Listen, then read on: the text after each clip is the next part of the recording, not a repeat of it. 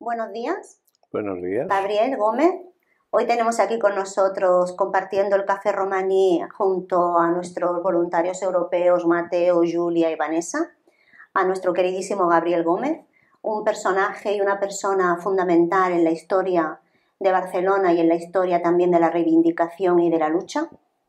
Gabriel Gómez es el hijo de Helios Gómez y yo distinguiría su lucha y su reivindicación por el legado de la memoria de su padre, pero no solamente a nivel personal, sino por lo que significa esa memoria y ese legado para la clase obrera y para la ciudadanía de la clase trabajadora y de las personas más vulnerables que han padecido bajo el régimen franquista. Hoy estoy muy contenta porque tenemos también el libro que acaba de editar Gabriel. El libro es magnífico, lo recomiendo totalmente, y sobre todo por la sinceridad y lo que transmite y lo que representa este libro, porque es un archivo totalmente, una biografía y un archivo de investigación increíble que ha hecho Gabriel y que espero que ahora nos pueda hablar un poquito sobre el libro y que nos pueda presentar hoy aquí. De acuerdo, será un placer. Gracias, Gabriel. ¿Quieres que empiece hablando sobre el libro? Es un testimonio. La Asociación Cultural Helios Gómez hemos editado ya, este es el 6º libro, sobre la historia de Helios Gómez. Ahora bien, con toda la documentación que hemos recogido investigando en todos los archivos, hemerotecas, entrevistas a amigos de Helios Gómez, entrevistas a gente que compartieron celda y cárcel con él, testimonios de todo tipo, unas 200 horas de grabación de testimonios. Todo esto lo hemos ido incorporando a los libros que hemos editado. ¿Por qué? Debo decirte, la cosa tiene un inicio que es un poco singular. ¿Cómo es singular el personaje Helios Gómez? Es un gitano singular. Totalmente. Debo decir que yo conocí a mi padre cuando ya tenía 5 años. Es decir, a poco de nacer yo, a mi padre lo metieron en la cárcel, lo cual era habitual. No era la primera vez que lo encarcelaban por su militancia política. Y al salir de la cárcel, a mí me criaron mis abuelos maternos. O sea, mi madre había muerto a los 27 años por una tuberculosis que se extendió en Barcelona después de la guerra de una manera cruel. Y me crió mi abuela materna, que fue la que me dio todo el cariño y todo el amor que yo podía necesitar. Al salir mi padre de la cárcel, en el año 47, me vino a buscar, mejor dicho, citaron a mi abuela conmigo en la comisaría de Hostafrancs y allí me encontré que en aquel despacho con José Antonio Franco, la cruz y las banderas y todo esto, el típico despacho de una comisaría de policía, allí me presentaron a mi padre. Yo no lo conocía. Señor alto, bien parecido, un rostro de líneas puras, labios perfilados y tal, y me mira y me dice, soy tu padre, ¿que no me conoces? Yo, fíjate, con 5 añitos, no. Mi abuela se puso a llorar, el comisario, bueno, pues te tienes que ir con tu padre. Y yo, pues bueno, a verlas venir. Total que me fui con mi padre, mi abuela se quedó llorando allí y nos fuimos a vivir a la calle Viladomat, detrás de la escuela industrial, en el número 257, y allí pasé aproximadamente un año viviendo con él. El recuerdo que me dejó de este año fue, verdaderamente fue cariñoso conmigo, me explicaba, me decía, me hacía ver, me señalaba, es decir, quería educarme de alguna manera, darme información. Y lo recuerdo pintando en el comedor del piso, porque estaba preparando una exposición que se iba a dar en la entonces plaza de Calvo Sotelo, hoy Francesc Macià, en la sala Arnaiz. Entonces allí estaba preparando una exposición y mientras estaba pintando, concretamente un cuadro que se titula Agroandaluz, que está casi acabado pero no está firmado, recuerdo una anécdota que me quedó muy grabada. Se presenta un señor con botas de montar hasta aquí, un traje gris, con unos botones plateados en forma de V, pam, pam, pam, pam, pam, y una gorra enorme, que era el chofer del ministro de Trabajo Girón de Velasco. El señor ministro le espera abajo en el coche que quiere hablar con usted. Mi padre bajó, allí estábamos mi tío, el hermano de Helios, yo le llamo Helios a mi padre, y una chica con la que estaba haciendo documentos y papeles para casarse. Se ve que él pensó pues que ya que tenía que cuidar de mí necesitaba también una compañera. La entrevista con el ministro duró aproximadamente una media hora y a su regreso mi padre contó a su hermano y a la Pepita Sánchez se llamaba, la novia, la prometida, que el ministro le había propuesto que se pasara al régimen, porque mi padre tenía, entre otras virtudes, era un buen orador. Y además, y hago un inciso, mi padre tenía el don de la curiosidad. Él tenía curiosidad por todo. Tenía la inteligencia de asimilarlo. Y además fue un autodidacta. Es decir, ya que en aquella época, cuando él nació en Sevilla, voy haciendo un salto, pero luego espero recuperar el hilo. En aquella época en Sevilla pocos niños iban a la escuela o tenían una escuela muy elemental. Mi padre se autoformó leyendo y teniendo contactos y entrevistas con gente formada que le transmitieron su conocimiento, como fue, por ejemplo, Felipe Alaiz, que fue su mentor, que fue el que le enseñó dibujos de Masserel, un dibujante belga que hacía estos dibujos en blanco y negro también. Y esto le permitió a mi padre ir cogiendo un nivel de conocimiento y de cultura que sus amigos me dijeron, no había ido a la universidad, pero estaba a nivel. Al final de su vida tenía una cultura francamente interesante. Había leído pues todo lo que se lee en filosofía, en historia y tal. Y es lo que refleja luego en sus escritos. Volviendo al tema del ministro, contó pues que le había propuesto pasarse al régimen, como se dio el caso con otros artistas o personas significadas, que el régimen los absorbió, y mi padre pues lo rechazó. Recuerdo que su hermano le dijo, ¿estás loco? Si lo aceptas, se han acabado las persecuciones, se han acabado las palizas, se han acabado los malos tratos y podrás tener una vida más normal.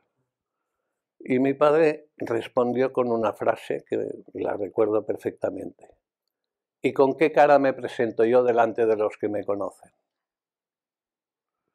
A los 2 días vinieron 2 policías de gris, se lo llevaron a la comisaría de policía. El proceso, cuando detenían a alguien, era llevarlo a la comisaría de policía, normalmente de Vía Laietana. Estaban aproximadamente unos 15 días. Durante este tiempo venía pues toda la clase de investigación, las acusaciones que se le hacían, y era normal varias palizas. Esto era lo normal. Hasta el extremo de que cuando ya los llevaron a la cárcel decían, bueno, ya hemos descansado de las palizas. Lo metieron en la cárcel modelo, sin juicio, ni sentencia, ni nada. por orden directa del ministro. Estuvo desde el año 47, final de 47, hasta 1954, sin juicio ni sentencia. En este momento, mi abuelo, que era republicano demócrata, militar de carrera, que era oficial de la Guardia de Asalto de la Generalitat, pues también había sido condenado a 30 años de prisión en el castillo de Montjuïc, de los que pasó solo 6 o 7. Es decir, que hubo un tiempo en que, muerta mi madre, mi abuelo en la prisión, mi padre en la prisión, estábamos mi abuela y yo. Que de alguna manera también en este libro encontramos un relato también de lo que significó los hijos de los rojos, ¿no? Sí, sí. Pero no vamos a explicar más porque ahí estará toda la información. Bueno, puedo dar una pincelada. La vida de los internados de beneficencia del Ayuntamiento de Barcelona pues era francamente miserable. Todo funcionaba a hostias. La letra con sangre entra. Nos enseñaban solamente un libro, una enciclopedia. Durante los 4 años que estuve allí tuvimos el mismo libro. Y la mitad era formación del espíritu nacional e historia sagrada. Esto era lo más importante. Y luego unas materias hasta, creo que llegábamos hasta la regla de 3 y ahí se acababa todo. No interesaba que hubiese realmente... Y ahí estuvimos 4 años hasta que mi padre salió de la cárcel, me vino a ver allí, yo pensaba que me sacaría del internado y me iría con él, pero claro, él se había instalado en una residencia de estudiantes que gestionaba unos amigos suyos y todo esto, pero que era propiedad de Juan Echevarría, hoy en día presidente de la SEAT. Era una residencia donde venían estudiantes de toda Europa. Y mi padre, aparte de decorar toda la residencia con sus pinturas en los murales y todo esto, pues hacía un poco de relaciones públicas, porque a estas alturas mi padre hablaba francés, alemán, andaluz y castellano, y además catalán. Y entonces los llevaba pues aquí a los Tarantos, o aquí en la calle San Francisco, que había un tablao flamenco, etcétera, que se hacía de relaciones públicas. Y esto generó una amistad con una serie de estudiantes que luego hay una correspondencia dándole las gracias por esto, por lo otro, porque los había llevado, les había enseñado. Es decir, el tema, la zona esta de las Ramblas y todos sus entresijos, mi padre la conocía perfectamente. El resto del libro es la información que yo he ido recogiendo de los archivos departamentales, tanto de Francia, de los campos de concentración, hasta acabar en Argelia, donde acabó. Estaba con Max Haupt en el campo de Dielfa, y a pie de página ponemos las fuentes donde está todo esto. Y entonces, tal como decía, había conocido a mi padre a los 5 años, cuando aún estaba en la prisión Modelo, murió mi padre con 51 años. Mi abuela me sacó del internado, yo continué mi vida, y cuando ya tendría unos 40, 42 años... Que ahí tenemos una pregunta que le quería hacer nuestra compañera Vanessa, Dime. Que se la va a hacer en romanó. Perfecto. Porque sabemos que lo puede casi entender, pero no hablar. En fin, me acuso. Traves Bartalo, amenjanas que tu te canasanas mai purano jangane historia kiredadesque Helio Gomez. Vovsas artista comunista but politično sas. O narodo de las lesmui artistas de Corpata Roja. Egaje o narodo lente bыстren koncaski rodat. Sarsas tu că cana shungan andalesco juvoto. Bueno, primero te diré que lo de artista de corbata roja viene porque en uno de los numerosos mítines que él dio se presentó con una corbata roja. Y llamó mucho la atención porque en aquel entonces, hoy en día la gente lleva una corbata roja con toda normalidad, pero en aquel entonces fue un impacto y que causó muchos comentarios de esta horrible corbata que se puso. El nombre se lo dio Ursula Ziaden, que fue una chica que entramos en contacto por estas circunstancias de la vida. Fíjate tú, un amigo mío me trae un artículo que sale una nota en un periódico que decía que esta chica Ursula Ziaden, que era profesora de arte de la Universidad de Dortmund, en Alemania, quería hacer su tesis doctoral y había encontrado rastros de Helios Gómez en Alemania. Y además había hablado con un amigo de mi padre, Gerd Arndt, que fue el creador de la señalítica de las figuras esquemáticas que hoy vemos en las señales de circulación, en la entrada de un tal... sí, hizo una señalítica. Y esto ligaba mucho con el estilo de mi padre, que se había inspirado mucho de Franz Masserel en cuanto a lo que fue el grabado linográfico o litográfico en sombras, en blanco y negro. Entonces, este amigo me presentó esta chica que preguntaba, que quería contactar con gente que hubiera conocido a Helios Gómez. La escribí, me escribió, nos encontramos, se instaló en la avenida, un hotel en el Portal del Ángel, y allí nos conocimos. Pequeñita, vivaracha, un catástrofe de español. Y ahí empezamos a fondo a averiguar la historia de Helios Gómez. Previamente, yo, que me gustan los libros, visitando los libros viejos en el mercado de San Antonio, había encontrado un libro de Teresa Pàmies, Testamento en Praga, donde habla de Helios Gómez, que era muy amigo de su padre, que había estado en su casa y ella lo recordaba siendo una niña, que su padre le hacía en la servilleta de tal, en un papel, le hacía dibujitos, y me contó pues lo que ella recordaba de aquella época de mi padre. Y entonces, deberías hablar con Céspedes, deberías hablar con fulano y mengano, que eran amigos suyos.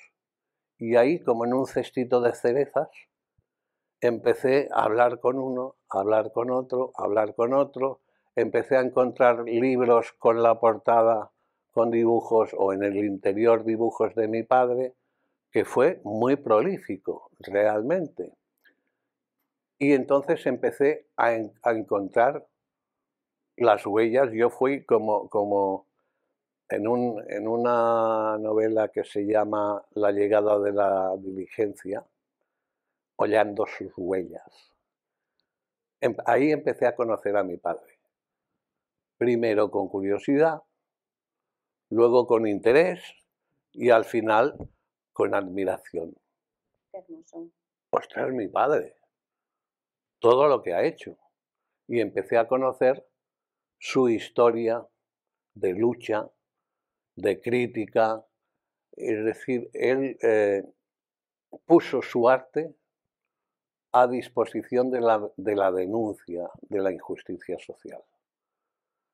Y además propugnaba que, igual que los artistas habían tenido que buscar un mecenas, y esto les obligaba a pintar a la nobleza, a la realeza y tal, mi padre decía que también hay que pintar, dibujar al pueblo, a la gente.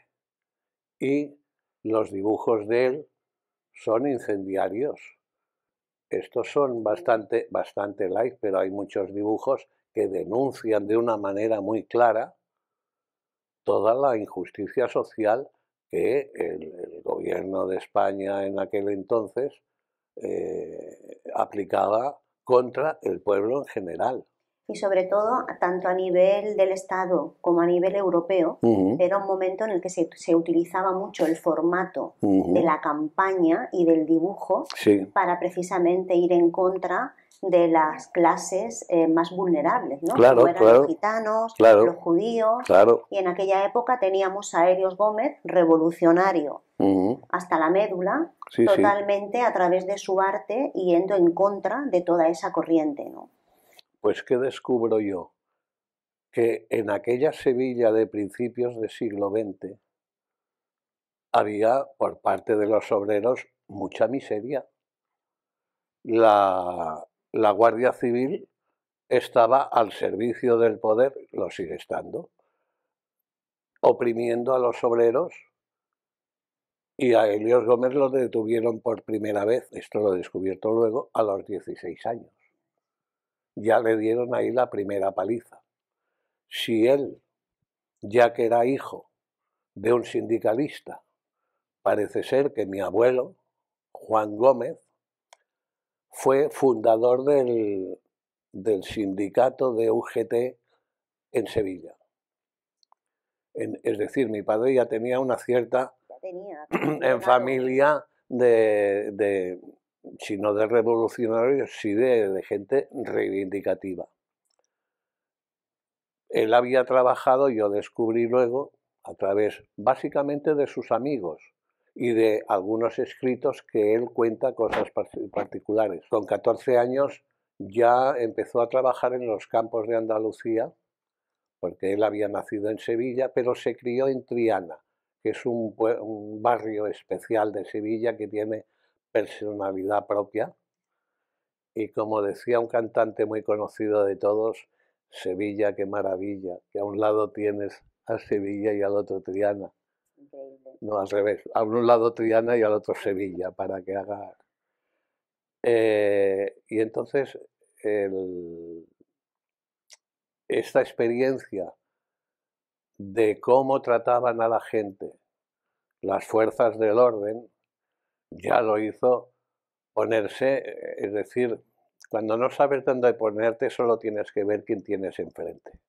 Y enfrente estaba la opresión, el maltrato, la injusticia, las palizas, el asesinato, etcétera, etcétera. Y sobre todo esto que estamos comentando ahora, también Julia tiene una pregunta que encaja muy bien en ese momento.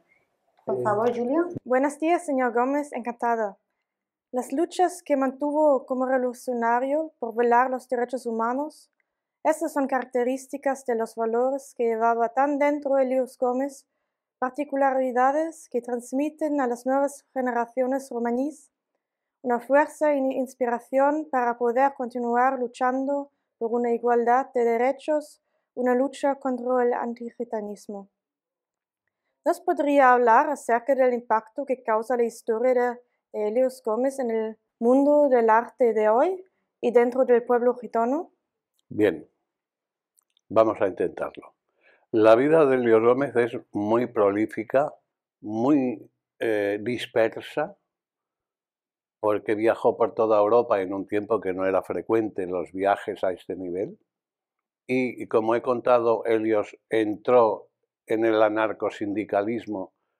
Habían dos polos en España, Sevilla y Barcelona, que eran los dos lugares donde el anarcosindicalismo tuvo más arraigo. Entonces, voy a usar las palabras de Romain Rolland. Decía que Helios era un gitano vehemente, que era revolucionario por ser gitano y por ser artista, y era artista por ser revolucionario y por ser gitano. Y esto creo que es una definición que cuadra muy bien con él.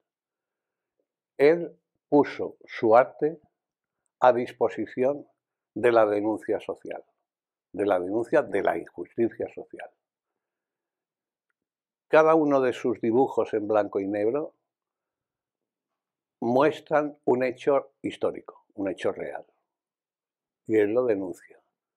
Y entonces, a través de Felipe Alaiz, entró en contacto con el mundo del periodismo y trabajó siempre para los periódicos de izquierda, evidentemente, que editaban y publicaban sus dibujos con mucho éxito. Es decir, en los años 30 Elios Gómez era el dibujante más significado de España o por lo menos de Cataluña, porque era donde tenía, él marchó de Sevilla porque lo estaba persiguiendo mucho la policía y habían avisado a su padre de que si no se iba de Sevilla lo matarían, y se vino a la otra punta donde el anarcosindicalismo tenía base, y se vino a Barcelona.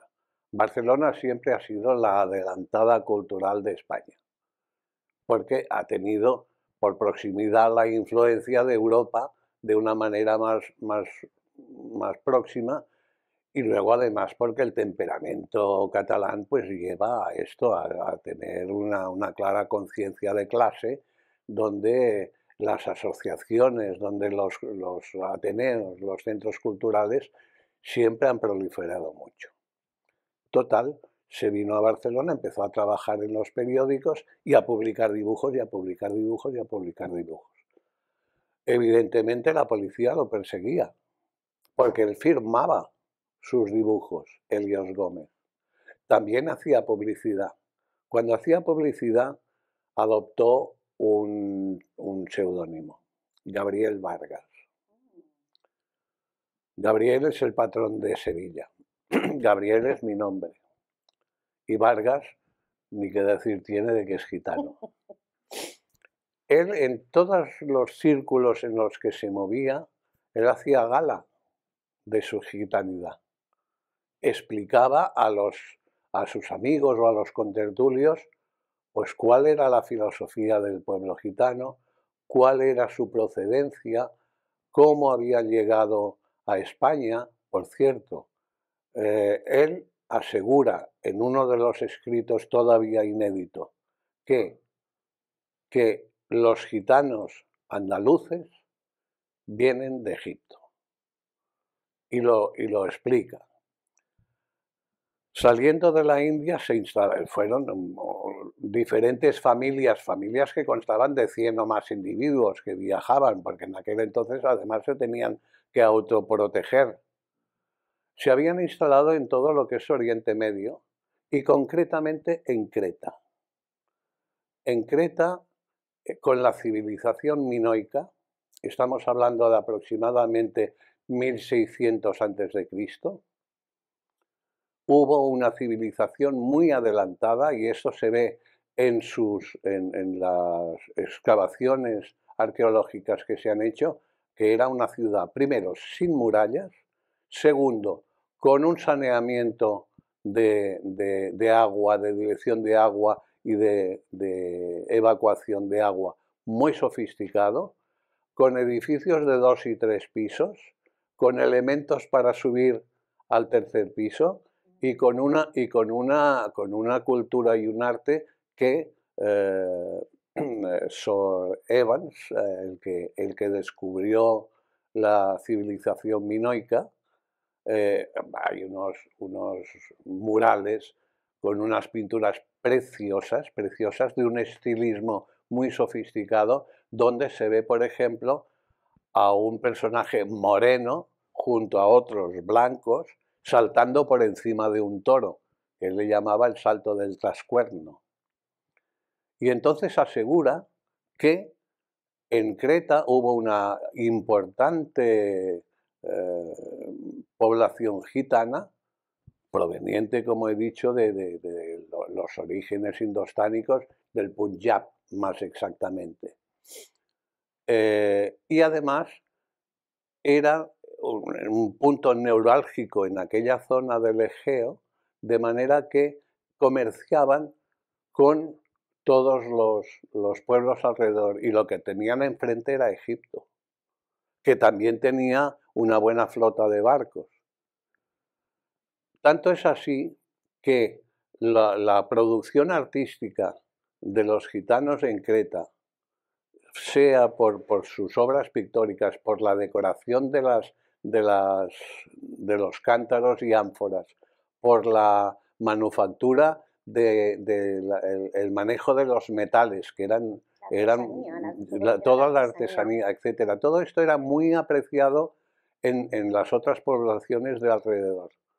Se da el caso de que cuando descubrieron toda la zona minoica de Creta, no hay muertos, no hay cadáveres. Es decir, hubo un gran éxodo. Es decir, pero además programado. Empezaron a haber terremotos.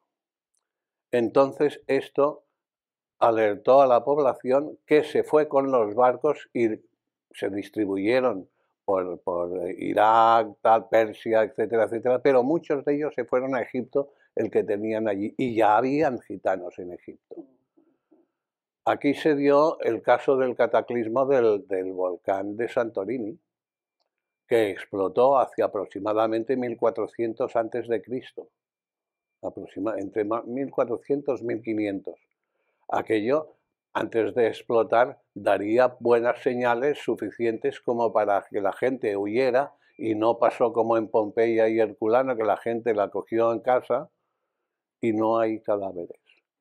Pero toda esta cultura la trasladaron a Egipto, y fue cuando la 18ª dinastía empezó con Amenofis III, mi padre le llama el faraón gitano, trasladaron el culto al toro a Egipto, donde Apis es uno de los dioses más significados, y se integraron en la población egipcia. Yo cuando he visitado Egipto, que lo he visitado de arriba abajo, lo primero que hicieron en la aduana es preguntarme, ¿yo de dónde vengo? Soy español. Y su padre, español. Y su abuelo, español. Dice, es que usted tiene... Digo, bueno, es que soy gitano. Dice, ah, vale. Es decir, mi fisonomía en el Cairo, en Asuán, en Memphis, en Luxor, no se distinguía de...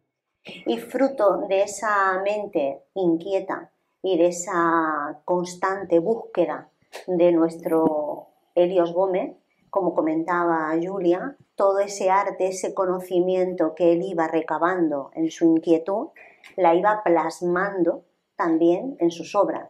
Claro, no solamente dibujos, sino escritos. Exacto, exacto, ¿no? Fue un gran portador, y más en un momento y en una era en la que la comunicación no fluía como ahora, ¿no? Como estabas comentando, no habían viajes, no había la proximidad que tenemos ahora, pero él fue un portador de todo eso, ¿no? Y fue un embajador del arte y la cultura del pueblo gitano. Fue un curioso del mundo.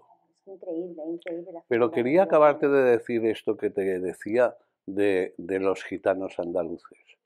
Desde Cádiz hasta Sevilla se ha asentado la comunidad gitana más antigua, más auténtica, más integrada y relacionada con el pueblo, y estos son los gitanos egipcios. De ahí viene el nombre de gypsy, egipciano. ¿De dónde venís? Pues de Egipto. Estos venían, porque, y quiero acabar de decirlo, de Amenofis III pasó a su hijo Akenamón IV, llamado Akenatón el faraón rebelde, que echó a un lado todo el politeísmo de la época y se centró en el sol, el único dios que es el que nos da vida. Akenatón era gitano, según mi padre, hijo de una de las concubinas del faraón, porque, en fin, en el templo del faraón habían concubinas de todas partes, y por lo visto habían concubinas gitanas que además son reconocidas por su belleza en todas partes. Y Akenatón era gitano, y además también Tutankamón. Ahí hubo un enfrentamiento con la sociedad sacerdotal, que eran los dueños de todo, un enfrentamiento con Horemheb, que era el general de los ejércitos. Le hicieron un boicot porque él salió de Tebas y creó una nueva ciudad en Amarna, y allí inició pues toda una filosofía nueva en cuanto a la forma de vivir de la sociedad, y los gitanos estaban tal. Es más, mi padre asegura que Nefertiti, la escultura de Nefertiti que está en Berlín en un museo, es obra de un gitano. Ustedes dirán, no, demuestre que no. Exacto. Es decir, si no nevero ben trovato.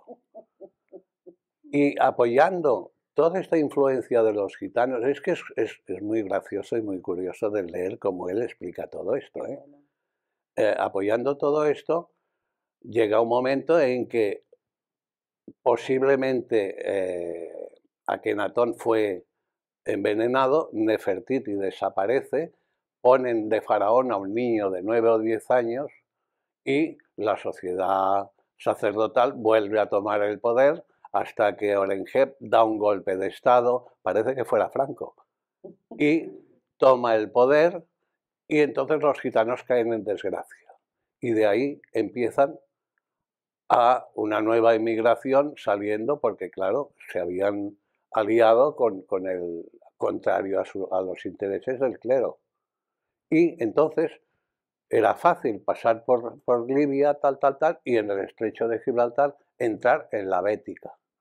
Y siempre junto a un río, estos gitanos, que luego son llamados flamencos, porque por su maestría con la forja para hacer armas fueron a Flandes. Exacto. Fueron a Flandes y entonces fueron reconocidos como castellanos viejos y tenían todos sus derechos. No les sirvió de nada porque el marqués de la Ensenada los borró igualmente.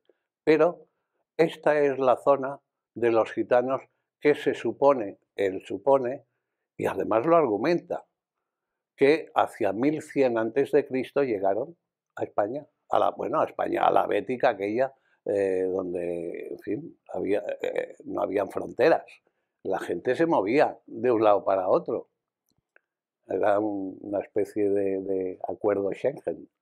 Y si me permites también, en respuesta a lo que estabas diciendo, que comentabas el impacto, ¿no?, en el pueblo gitano, también es importante destacar que precisamente el antigitanismo se trabaja con los no gitanos.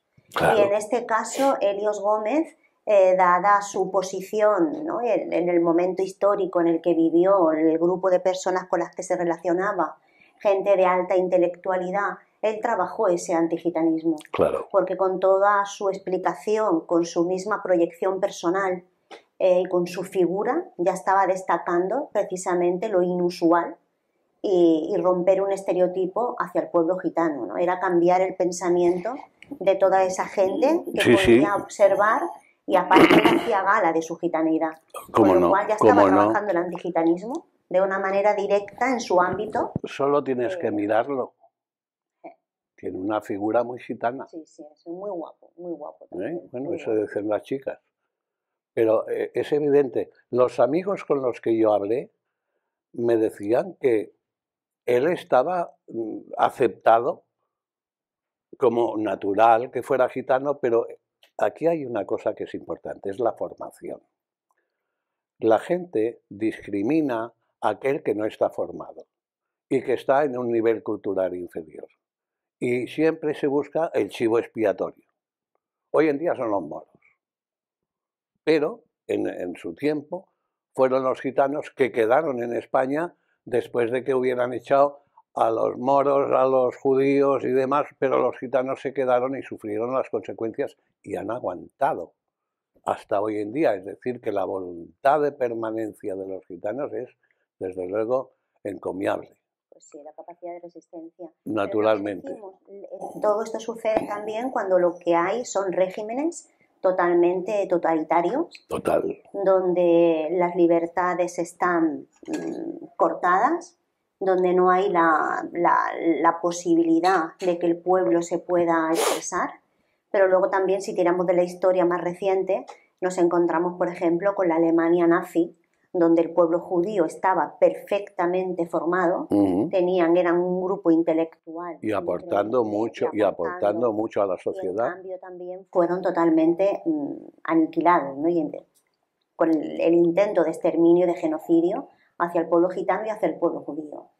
Entonces, cabe destacar, ¿no?, lo que significan los regímenes donde las libertades de las personas, la diversidad cultural, donde la diferencia no está permitida, donde lo que se quiere es precisamente que toda la gente vaya bajo una línea de comportamiento y de pensamiento. Lo dices muy bien, es que piensa una cosa. ¿De dónde viene el pensamiento, no voy a decir fascista, el pensamiento feudal?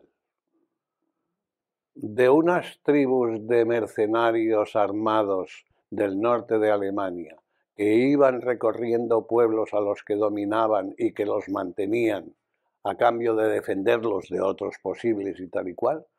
Te decía que estos pueblos godos, que eran unos mercenarios que se aprovechaban de su fuerza física con sus armas y demás para ir sojuzgando pueblos, fueron avanzando por Europa, hasta que llegaron a España, continuando con los suevos vándalos y alanos que se instalaron en España.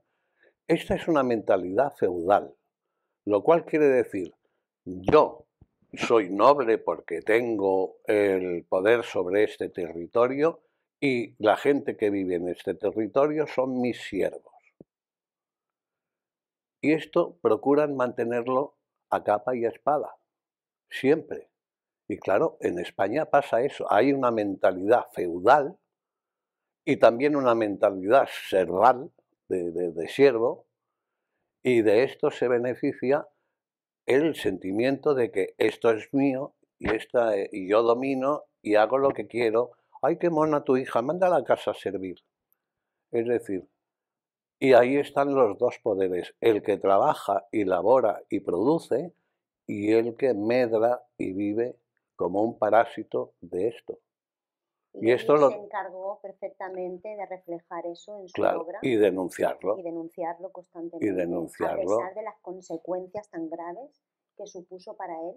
Por supuesto, para él y otros muchos miles, y otros muchos miles, porque en el sí del ser humano está el sentimiento de libertad, está el sentimiento de decir, oye, no tienes derecho.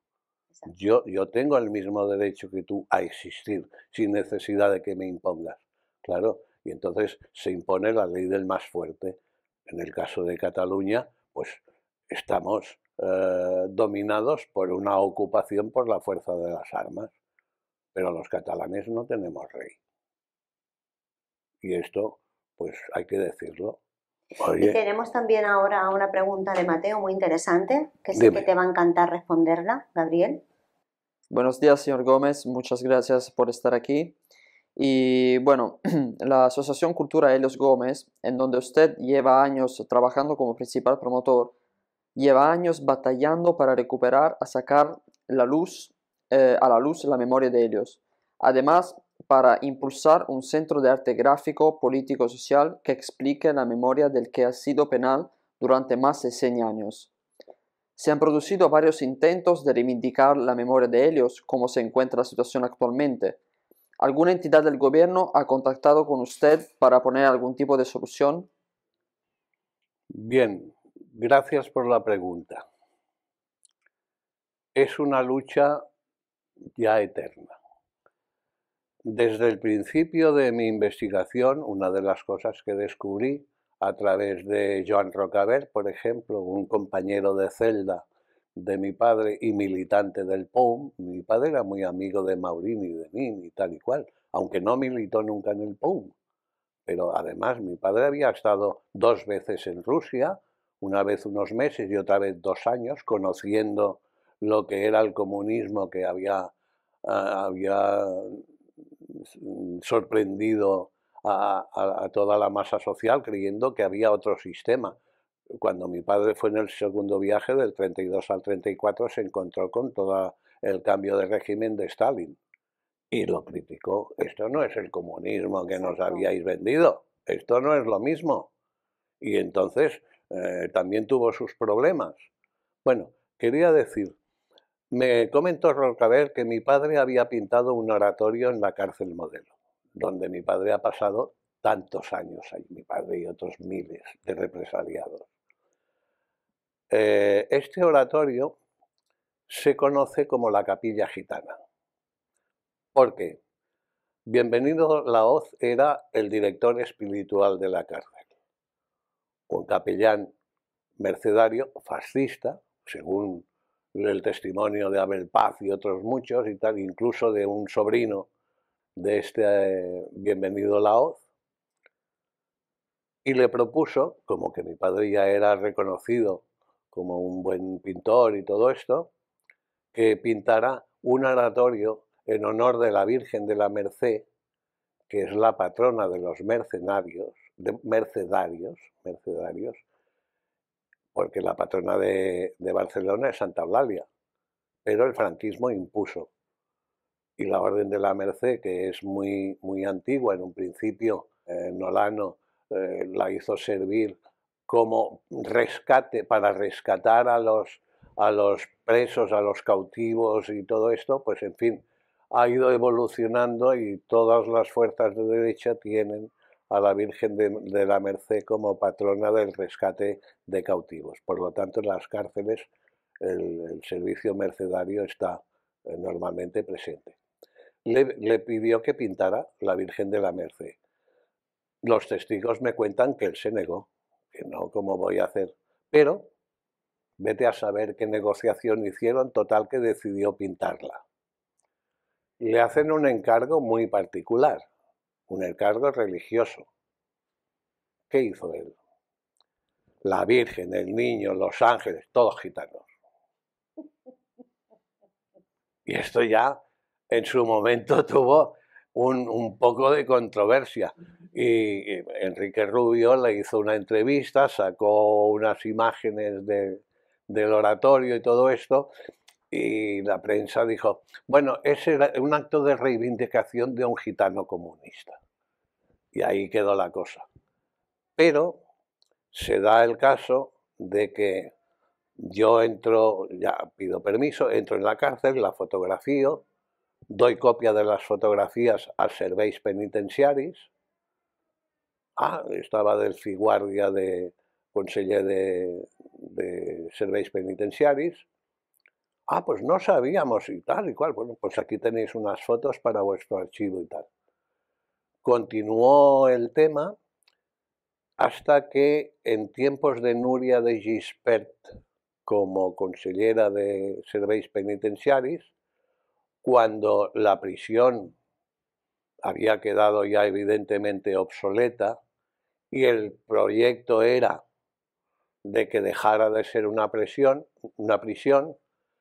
entonces intervino la especulación inmobiliaria. 22.000 metros cuadrados en el centro de Barcelona, pues nada, lo recalificamos porque la calificación es zona verde y equipamientos. El terreno propiedad del ayuntamiento y el edificio propiedad de la Generalitat. Pues lo recalificamos y aquí hacemos hoteles y oficinas y tal. En un distrito que es el más denso de Europa, el número de habitantes por kilómetro cuadrado, es el más alto de Europa, con una falta de espacios verdes enorme. Y entonces yo, cuando se estaba hablando de este tema y los periódicos hablaban de la modelo, la transformación, etcétera, etcétera, yo escribo a Serveis Penitenciarios y digo, oiga, ¿y qué pasará con la Capilla Gitana? ¿Qué Capilla Gitana? Hombre, el oratorio obra de Elios Gómez, aquí no hay nada. ¿Cómo que no? Cuarta galería, primer piso, primera tal, y aquí tienen las fotos y ustedes tienen copia. La habían pintado. La habían mandado tapar. La habían pintado por encima. Esto es un delito. Hay una ley de propiedad intelectual. Esto no se puede hacer. Pero Convergencia y Unió pues decidió que esto lo sacan de en medio, lo hacen desaparecer y así podrán hacer su especulación inmobiliaria que les traería algunos beneficios. A mí esto me cabreó. Y entonces empecé a buscar contactos en el Ateneo Barcelonés, contacté con un personaje queridísimo por mí, Salvador Tarragó, que tenía un máster de restauración de monumentos en la UPC y fin, entramos en contacto y le propuse, oye, hay este tema y además la prisión modelo de Barcelona es un objeto de interés arquitectónico, de interés histórico, de interés social y además un espacio. En Barcelona hay que defender esto. La idea le pareció bien, me puso todo su apoyo, todo el apoyo de los arquitectos de Barcelona. Empezamos a tener contactos durante un año y algo. Hicimos cada último miércoles de mes una manifestación en la prisión modelo alrededor, tal. Al principio éramos 15. Al final, cientos. Porque el proyecto era tan evidente, ¿me entiendes?, que todo el mundo estaba de acuerdo con él. Ya intervinimos, radio, prensa, tal, y el nombre de la Capilla Gitana empezó a coger un poco de nombre y de auge. Los periodistas, como que mi padre había trabajado en los periódicos, era periodista, además publicaba artículos y demás, arte burgués y arte proletario. Pues en fin, tuvimos un respaldo. Y a esto se unió la comunidad gitana de Barcelona, apoyando el proyecto, ¿cómo no? Total, que conseguimos al final que el arquitecto municipal de Barcelona, Acevillo, declarara el edificio de la modelo como de interés arquitectónico, histórico y social. Ya no se podía tirar al suelo. Los señores de Convergencia pusieron un pleito, el alcalde Clos defendió que aquello era zona verde y equipamientos y que no querían tal, y en fin, se ganó el pleito y se salvó el edificio. A partir de ahí intervino el defensor del pueblo, etcétera, etcétera. Venía primero la restauración del oratorio. Para esto intervino el Servei de Restauració de Béns Mobles i Immobles de la Generalitat de Cataluña, tal, y dictaminó que se puede y se debe restaurar. Punto 1. Mientras Convergencia llevaba la batuta sobre esto, pues el tiempo pasó, insistíamos. Mientras tanto yo había ya publicado, la asociación, habíamos publicado algunos libros con las imágenes de Dios Gómez, con la Capilla Gitana y además un poemario de poemas que, mientras mi padre estuvo en la cárcel, pues se dedicó a leer libros tomando notas para hacer una serie de unos 100 y pico de poemas que están publicados en el libro Poemas de Lluita y Somni o Poemas de Lucha y Sueño, con unos poemas preciosos, preciosos. No sé si moriré cuando yo muera o seguiré envuelto en el dolor de una bandera, porque yo sigo mi camino errante, ácrata y visionario, a quien la luz, el sol, da luz y anhelo en la lucha y la luna fragor en la quimera. Es decir, poemas de este estilo, muy lorquianos. Los primeros poemas de García Lorca publicados en un periódico los publicó mi padre, en la Rambla de Cataluña. Bueno, claro. Un descubridor también. Bueno, es que mi padre García Lorca lo tenía como un poeta a quien había que tener en cuenta, y él recitaba, me comentaban que a los amigos les recitaba poemas de García Lorca. Total. Ha ido pasando el tiempo hasta que finalmente, y no han restaurado nada, hasta que finalmente cambia el ayuntamiento, entra este contubernio de PSC, Podemos y demás, y claro, se encuentran con una presión social sobre la prisión modelo, que la modelo tenía que ser equipamiento, y ya quedaba totalmente asumido. Pues pactan con la Generalitat, les da 55 millones para que hagan una prisión preventiva en la zona franca, que no se ha hecho, y pasa a trabajar el tema de la modelo a ver qué se hace. durante año y medio, cada mes hemos tenido una reunión, no solamente nosotros, 35 asociaciones de Barcelona. Se creó una nueva plataforma, la primera fue la Model per la Cultura, ahora la segunda ha sido las reivindicaciones de la Modelo, no sé, la plataforma de la Model. Y entonces, pues discutiendo con el ayuntamiento, cada uno pues su idea, su propuesta, y nosotros habíamos realizado un render, un documental sobre la transformación de la Modelo, que se encargó de hacerlo un arquitecto del máster de restauración de documentos, Villarpando. Hizo toda la parte informática preciosa. Os recomiendo que lo veáis. En nuestra página web hay una de las páginas, es la Capilla Gitana, que habla de todo esto que ahora estamos comentando un poco. Y abajo al final hay un link que lleva a YouTube, donde en 3 trozos, porque no nos dejaron hacerlo en uno, presentamos el proyecto de transformación de la prisión Modelo en un centro de cultura. Y como te digo, al final pues se ha llegado a decidir que hay un centro de día para los abuelos, hay una escuela Euladio, hay una escuela de GB, una de primaria, una escuela de P3, hay un polideportivo y la cuarta galería donde está la Capilla Gitana será el memorial. Ahora bien, ¿cómo se usa un memorial en este lugar tan emblemático? La Modelo es un símbolo de resistencia. Totalmente. ¿Cómo se usa?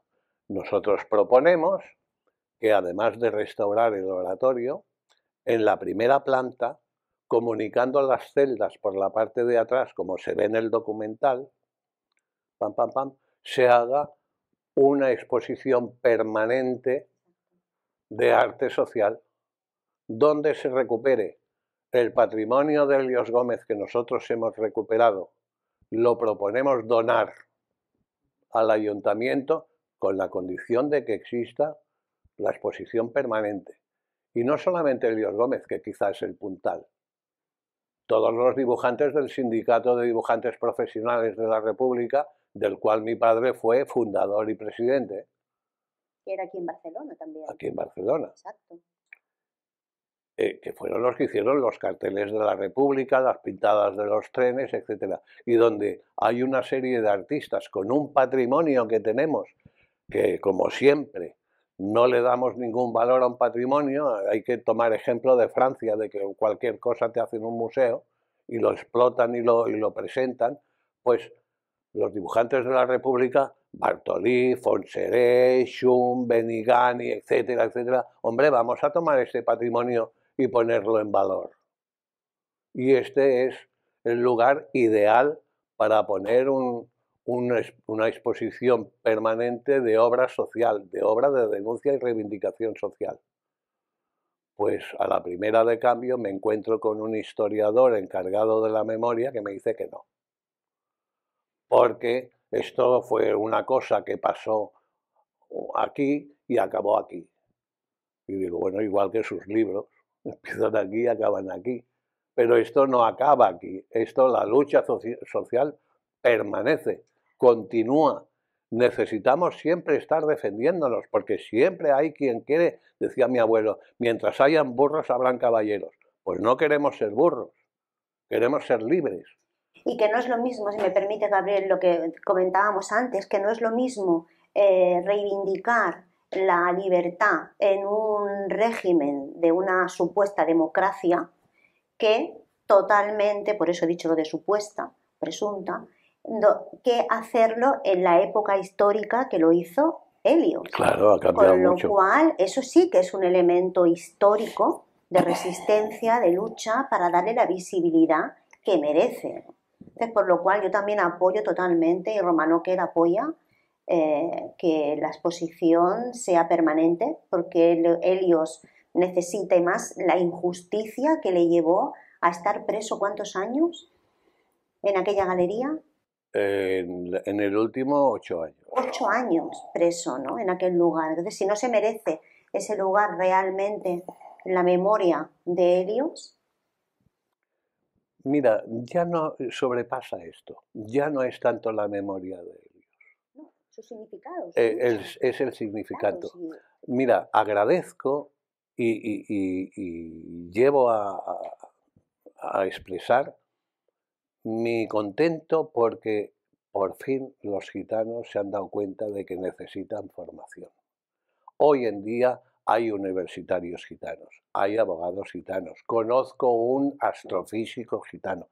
Lo normal es que tengamos las herramientas y la preparación suficiente para defendernos. Cuando tú te encuentras con alguien que estás a su nivel cultural, ya no te menosprecia, estás a su nivel. Si estás culturalmente por debajo, siempre mirará de aprovecharse de ti. Por lo tanto, la defensa de cualquier sociedad, no ya solamente la gitana, es formarse, estar a la altura de los tiempos. Tenemos que conocer cómo funciona la informática, tenemos que meternos en el 5G, y defendernos de todo esto que vendrá, porque esto posibilita un control de la sociedad enorme. Seamos conscientes de esto, tenemos que ver la manera de usarla, pero que no nos controle. Pero estar a la altura para defendernos y tratar a los demás de tú a tú. Y, en fin, por fin. Y aquí debo reconocer que las mujeres llevan la delantera. Las mujeres son las que han dado los primeros pasos para formarse y para hacer de maestras y profesoras y enseñar a los niños gitanos para que no haya este abandono escolar que luego lleva inevitablemente a una menor escala social. Y por la inteligencia innata del pueblo gitano, no merecemos estar en este nivel. Merecemos estar a tanto como cualquier otro. Totalmente. Y esto hay que defenderlo. Y para defenderlo, dotémonos de todos los medios y mecanismos que son los que se usan. Y Helios estaba a nivel. Por lo tanto, toda la gente que lo conocía no lo menospreciaba como un gitano porque tenía defensa. Él podía hablar de Kropotkin o podía hablar de Marx o de Engels o de tal, es decir, se podía defender. El fallo de los gitanos ha sido no formarse. Bueno, yo ahí lo que quiero también aportar, Gabriel, es que, por ejemplo, aquí en España, el pueblo gitano se ha incorporado en el ámbito educativo apenas en los 80.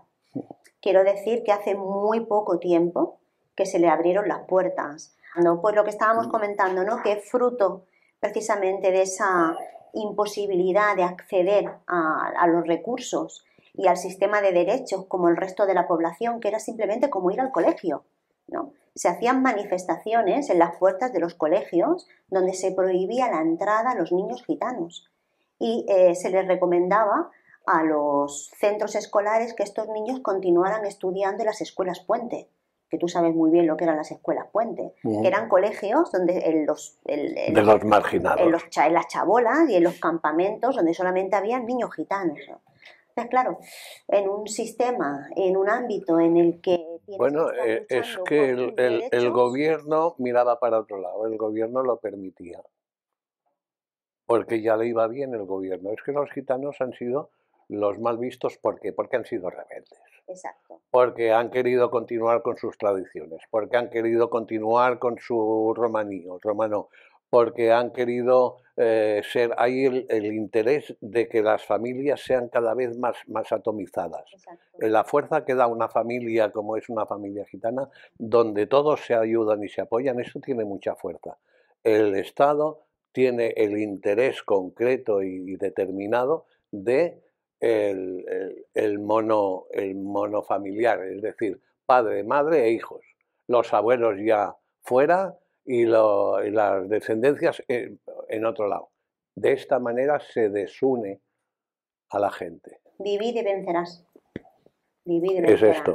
Pero bueno, ahora estamos aquí, estamos en un momento que continuamos con la reivindicación. Parece que va a salir una ley en la que se reconoce ya oficialmente el derecho del pueblo gitano como castellanos viejos. Exacto, bueno, y a la memoria histórica también. Y a la memoria histórica. Recientemente, incluido dentro de esta nueva ley de memoria histórica, entra también la reivindicación de la memoria histórica del pueblo gitano, la difusión y su inclusión en los currículum escolares. Con lo cual creemos que estamos avanzando. Y por supuesto, estamos en una buena línea. En una buena línea. Y además hay hoy en día una serie de personajes comprometidos también, exacto, como es tu caso, como es Juan de Dios, como es Chimo.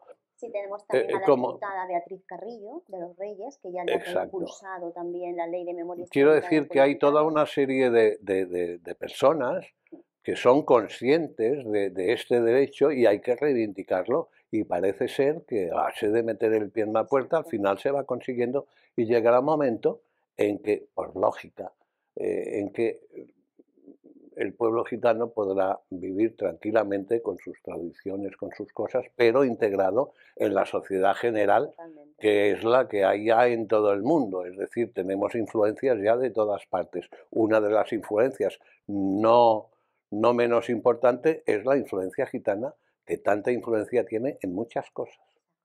En la incorporación de palabras calé en el idioma castellano, en la música, en la danza, en el arte, en la política, es decir, tienen que haber un día creo, no, fue con Juana, en una asamblea que hubo de gitanos en la casa Elizalde, sí, me dice, coño, ¿cómo ves tú que nos hemos de situar? Y yo dije, en el poder.